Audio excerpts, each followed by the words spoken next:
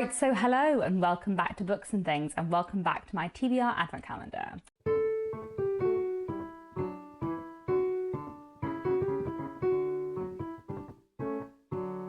My TBR Advent Calendar, my Vlogmas this year, is very kindly sponsored by Serious Readers, who make really great reading lights, like the one I will put up a picture of on the screen, but I can't show it to you today because I'm not at home. But I'll leave links down below to where you can find out more about Serious Readers and the offer code I have on at the moment, and I'll also leave a link down below to where you can find out more about the TBR Advent Calendar and what I'm actually doing in case you missed the announcement video earlier this week, I guess. Yes, here we're back for another day of my TBR Advent Calendar, and as I mentioned in the last couple of videos, I'm away from home at the moment on a little writing research adventure trip, which is very fun. But I've taken some of my TBR Advent Calendar books away with me in a little pouch, so I'm gonna select one today and I'll read that. So yeah, let's see what we have. Here I have The Summer Without You by Peter Andonovsky, translated by Christina E. Kramer.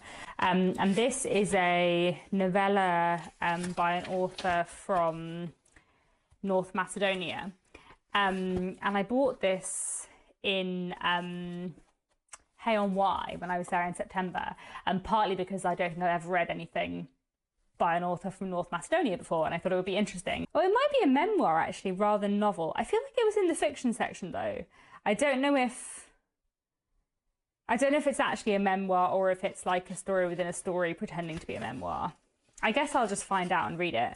This is about a man trying to come to terms with the loss of a lover who is now a famous writer. So that sounds kind of interesting. I will get cracking with this and I will tell you what I think of it.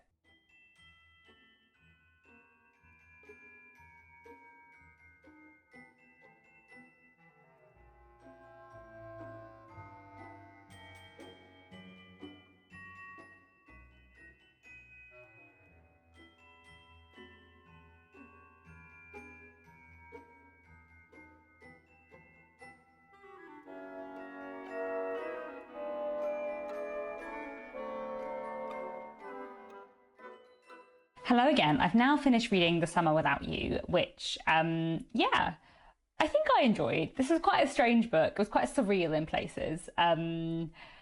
Yeah, strange book, but I think I enjoyed it. I found it quite confusing in places, definitely like more literary than my usual taste, but as I think I said earlier this week, when a book is very short, I kind of don't mind it being a bit more literary and ambiguous.